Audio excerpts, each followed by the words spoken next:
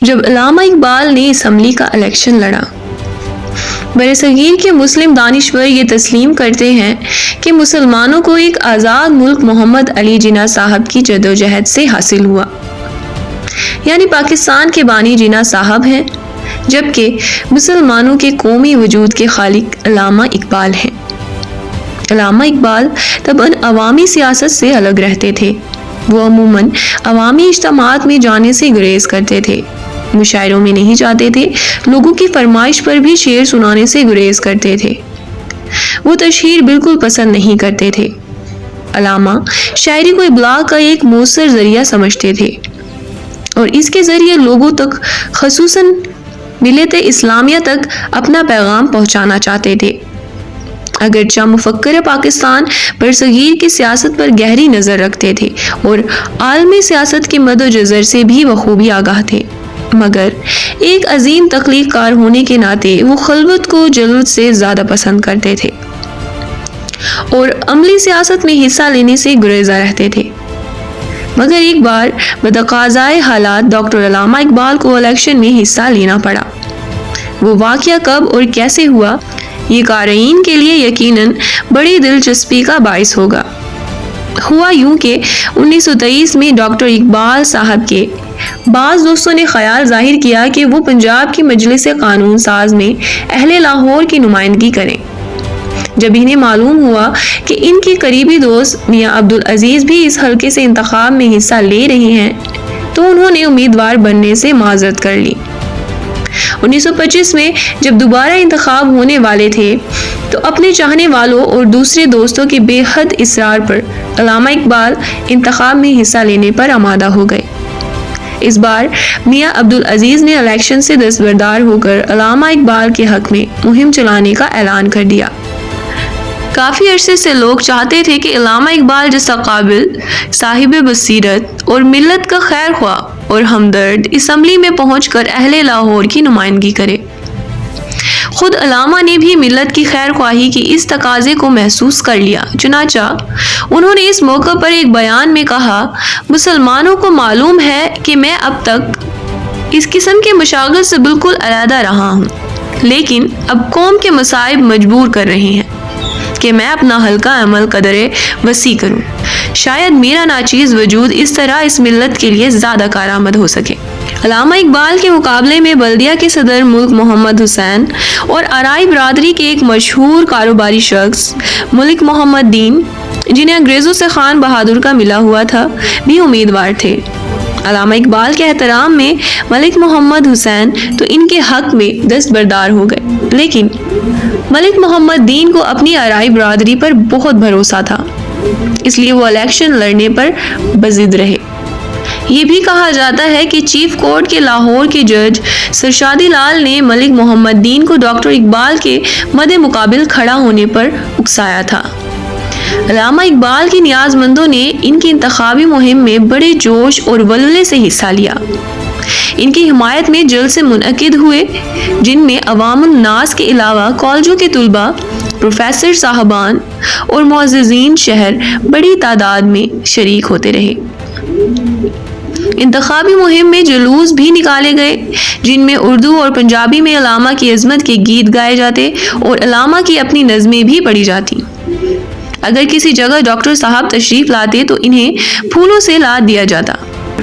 رضاکاروں کی ترکی ٹوپیوں پر لفظ اقبال نمایاں طور پر لکھا ہوا نظر آتا تھا۔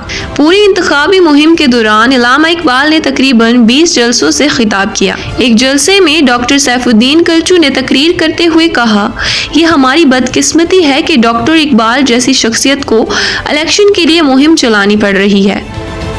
چاہیے تو یہ تھا کہ ہم ڈاکٹر صاحب سے درخواست پر دستخط کراتے اور پھر بلا مقابلہ آپ کو ہار پہنا کر اسمبلی ہال میں چھوڑ آتے۔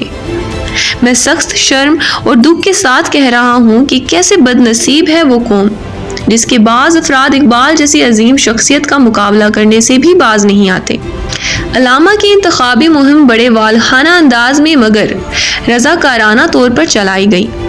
خود ڈاکٹر صاحب کو کچھ بھی خرچ کرنے نہ دیا گیا۔ ہر شخص ڈاکٹر اقبال صاحب کو کامیاب کرانے کے لیے جان لڑا رہا تھا۔ علامہ نے اپنی تقریروں میں اعلیٰ پائے کی اصولی باتیں کی۔ انہوں نے ایک جلسے میں کہا، میں نے مسلمانوں کو زندگی کے صحیح مفہوم سے آشنا کرنے، اسلاف کے نقش قدم پر چلانے اور نا امیدی، بزدلی اور کم ہمتی سے باز رکھنے کے لیے نظم کا ذریعہ استعمال کیا۔ میں نے 25 سال تک اپنے بھائیوں کی مقتور بھر ذہنی خدمت کی، اب میں ان کی عملی خدمت کے لیے اپنے آپ کو پیش کر رہا ہوں۔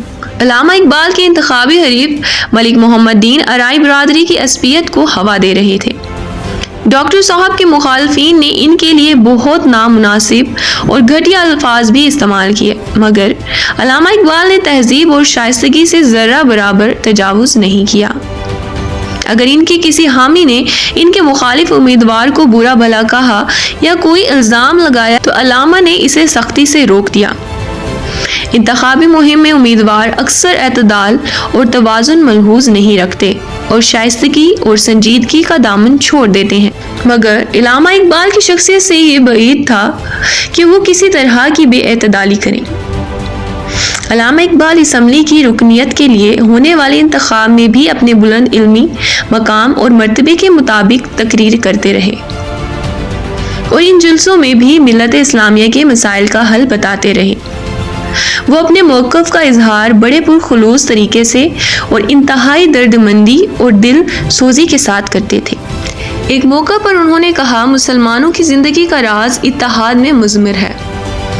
میں نے برسوں مطالعہ کیا، راتیں غور و فکر میں گزار دیں تاکہ وہ حقیقت معلوم کروں جس پر کاریں بند ہو کر سرزمین حجاز کے بدو حضور صلی اللہ علیہ وآلہ وسلم سرور کائنات کی صحبت میں 30 سال کے اندر اندر دنیا کے امام بن گئے۔ وہ حقیقت اتحاد و اتفاق میں ہے۔ حضور صلی اللہ علیہ وآلہ وسلم کے پیروکار اگر زندہ رہنا چاہتے ہو تو متحد ہو جاؤ، تنگ نظری چھوڑ دو۔ مسلمانان ہند کے لیے دوسری چیز یہ ہے کہ وہ ہندوستان کی سیاست کے ساتھ گہری وابستگی پیدا کریں۔ جو لوگ خود اخبار نہ پڑھ سکتے ہوں وہ دوسروں سے سنیں۔ اس وقت جو قوتیں دنیا میں کار فرما ہیں ان میں سے اکثر اسلام کے خلاف کام کر رہی ہیں، لیکن لیظہرہ علی الدین اللہ کے دعوے پر میرا ایمان ہے۔ تقریر کا اختتام ایک اور قرآنی آیت پر ہوا۔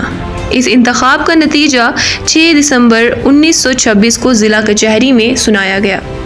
الیکشن میں ووٹ ڈالنے کا تناسب 68% تھا۔ علامہ اقبال کو 5675 ووٹ اور ان کے مد مقابل کو 2498 ووٹ ملے۔